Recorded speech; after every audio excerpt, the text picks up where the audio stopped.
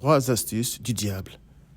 Ayant échappé au complot des 40 qui avaient juré de le tuer, Paul était maintenant devant le gouverneur Félix pour être jugé.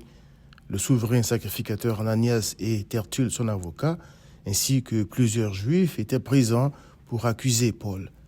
Tertulle a pris la parole en disant « Très excellent Félix, tu nous fais jouir d'une paix profonde et cette nation a obtenu de salutaires réformes par tes soins prévoyants. C'est ce que nous reconnaissons en tout et partout avec une entière gratitude. Mais pour ne pas te retenir davantage, je te prie d'écouter dans ta bonté ce que nous avons à dire en peu de mots. Nous avons trouvé cet homme qui est une peste, qui excite des divisions parmi tous les Juifs du monde, qui est chef de la secte des Nazaréens et qui même a tenté de profaner le temple. Et nous l'avons arrêté. Les Juifs se joignirent à l'accusation, soutenant que les choses étaient ainsi.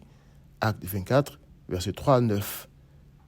Il faut certes respecter l'autorité, mais la révérence de Tertulle au gouverneur, son mépris pour Paul et Christ, ainsi que ses fausses accusations contre Paul, dévoilent 3 astuces du diable qui consistent à élever l'homme pour le pousser à se glorifier et à se prendre pour Dieu, à abaisser Christ afin de convaincre l'homme qu'il n'a pas besoin d'un tel sauveur et enfin intimider ceux qui ont un intérêt pour Christ.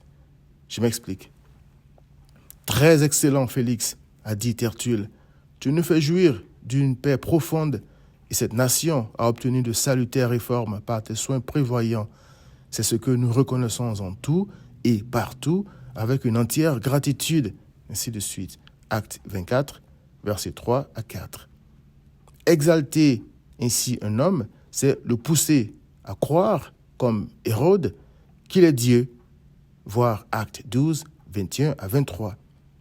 En outre, traiter Paul de peste, c'est traiter Christ de peste et pousser les gens à fuir, entre guillemets, la contagion au risque d'être persécutés comme Paul.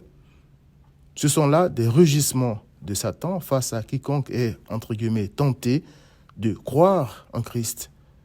Tandis que Christ était à l'œuvre pour sauver ses brebis par la prédication de Paul, le diable était aussi à l'œuvre à travers Tertulle, traitant Félix de plus excellent que Christ, alors qu'il n'y a de très excellent que Dieu seul, c'est-à-dire Christ, magnifique en sainteté et digne de louange, selon Exode 15, verset 11. Quant à la paix profonde, elle ne vient pas de Félix, mais de Christ, le prince de la paix, selon Ésaïe 9, verset 6.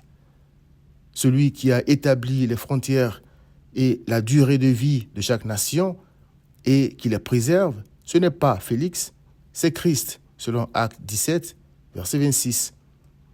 Le diable parle de la bonté de Félix, voir Acte 24, verset 4, alors qu'il n'y a de bon que Dieu, c'est-à-dire Christ seul, selon Luc 18, verset 19. C'est donc à Christ que reconnaissance et gratitude sont dues. Christ a dit, le voleur, c'est-à-dire le diable, ne vient que pour dérober, égorger et détruire. Moi, je suis venu afin que les brebis aient la vie et qu'elles soient dans l'abondance, c'est-à-dire qu'elles aient la vie éternelle, selon Jean 10, verset 10. Viens donc à Christ.